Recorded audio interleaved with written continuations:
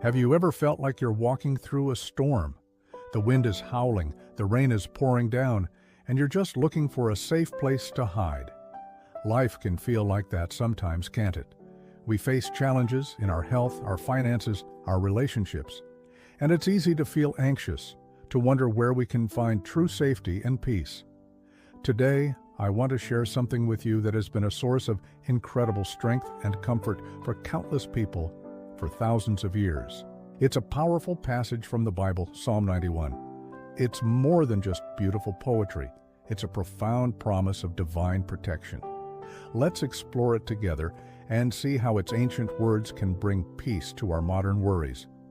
The psalm starts with this incredible declaration: "He who dwells in the secret place of the Most High shall abide under the shadow of the Almighty." Think about that for a moment. What does it mean to dwell? It's not just visiting, it's making a home, settling in, living there. This isn't about a fleeting moment of prayer. It's about a continuous, intimate relationship with God. When we choose to live our lives in close connection with Him, we are promised to abide under the shadow of the Almighty. Imagine walking on a scorching hot day. When you find the shadow of a huge, strong tree, what do you feel? Relief, coolness, protection. The shadow of the Almighty is like that, but infinitely more powerful. It's a place of rest and security, shielded from the harsh elements of life. It's a promise that no matter what's happening around us, we can find refuge in His presence. The psalmist then continues with a personal commitment, saying, "I will say of the Lord, He is my refuge and my fortress, my God, in Him I will trust." This is a crucial step. It's not enough to know about God's protection. We have to claim it for ourselves. By declaring Him as our refuge, our strong tower, our fortress, we are actively placing our trust in Him. A fortress is a place built to withstand any attack. When we see God as our fortress, we're acknowledging that He is stronger than any problem, any fear, any danger that comes against us. This trust isn't a blind leap. It's a confident reliance on God's character. It's saying, "I know who you are, and because of who you are, I trust you with my life." This conscious decision to trust is what activates the promises that follow. It shifts our focus from the size of our problems to the greatness of our God, and what follows is truly amazing. The psalm says, "Surely He shall deliver you from the snare of the fowler and from the perilous pestilence." Let's break this down. The snare of the fowler refers to the hidden traps and deceptive schemes that we can encounter. These are the unexpected troubles, the situations designed to trip us up and entangle us. But God promises to deliver us from them. He sees the traps we don't. He can guide us around them or break them open if we fall into them. Then it mentions the perilous pestilence. This speaks to diseases, plagues, and widespread sickness, fears that feel incredibly relevant in our world today. The promise here is one of divine protection from harm. It doesn't mean we'll never face sickness, but it does mean that even in the midst of it, we are under His care. He covers us with His feathers, and under His wings we can find refuge. This imagery is so beautiful and tender. Think of a mother bird gathering her chicks under her wings. She protects them from predators, from the cold, from the storm. It's a picture of intimate care and fierce protection. That's how God cares for us. His truth becomes our shield and buckler, our defense system. When we are armed with the truth of His word and His promises, we are equipped to stand firm against fear and deception. This leads to one of the most comforting parts of the psalm. "You shall not be afraid of the terror by night, nor of the arrow that flies by day, nor of the pestilence that walks in darkness, nor of the destruction that lays waste at noonday." This covers every possible time and type of danger. The terror by night could be our anxieties, our nightmares, the fears that creep in when we're alone in the dark. The arrow that flies by day represents the open, visible attacks, criticism, sudden setbacks, or accidents. The pestilence that walks in darkness are the unseen dangers, the things we don't even know are a threat. And the destruction that lays waste at noonday speaks of calamities that happen in broad daylight, catching everyone by surprise.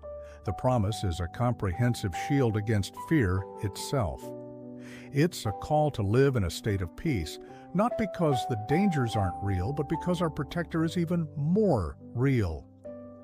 The psalm goes on to say, 1,000 may fall at your side and 10,000 at your right hand, but it shall not come near you. This is a staggering promise. It paints a picture of being in the middle of chaos and turmoil, yet being divinely preserved. It's a powerful reminder that our security doesn't depend on our circumstances. Even when it seems like the world is falling apart around us, we can stand on the promise that we are safe in His care. This isn't a promise of a life free from trouble, but a promise of protection through trouble. It's about being kept safe in the storm, not always from the storm. We can have a supernatural peace that doesn't make sense to the world, because our hope isn't in what we see, but in the one who holds us. And then comes the key. Why? Why all this protection? The psalm gives us the answer. Because you have made the Lord, who is my refuge, even the Most High, your dwelling place, no evil shall befall you, nor shall any plague come near your dwelling. It all comes back to that initial choice, to make God our home, our dwelling place. Our part is to draw near to Him, and His part is to cover us with His protection. This isn't a magic formula, it's a relationship. When we prioritize our connection with God, when we seek Him daily, when we live in constant communion with Him, we position ourselves to receive the fullness of His promises. It's a covenant relationship where He says, "If you will dwell with me, I will be your shield." The psalm concludes with God speaking directly, reinforcing these promises. Because He has set His love upon me, therefore I will deliver him. I will set him on high because he has known my name. Notice the conditions, setting our love on Him and knowing His name. Knowing His name in this context means more than just knowing much about Him. It means having a deep, personal, intimate knowledge of His character, His power, and His love. When we love God above all else, He promises to deliver us and set us on high, which means to lift us up to a place of safety and honor. He continues, "He shall call upon me, and I will answer him. I will be with him in trouble. I will deliver him and honor him." What an incredible promise! He doesn't just promise to answer our calls, He promises to be with us in the middle of our troubles. We are never alone in our struggles. He is right there with us, working to deliver us. And finally, the ultimate promise.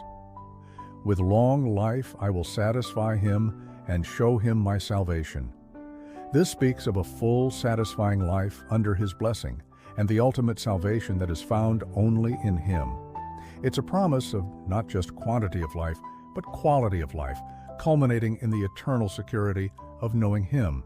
So what does this mean for us today? It means that when you feel anxious about the future, you can declare, "God is my refuge and my fortress." When you're facing a health crisis, you can find rest under the shadow of His wings. When you feel trapped or ambushed by life's circumstances, you can trust that He will deliver you from the snare. Psalm 91 is your invitation to move from a place of fear to a place of faith.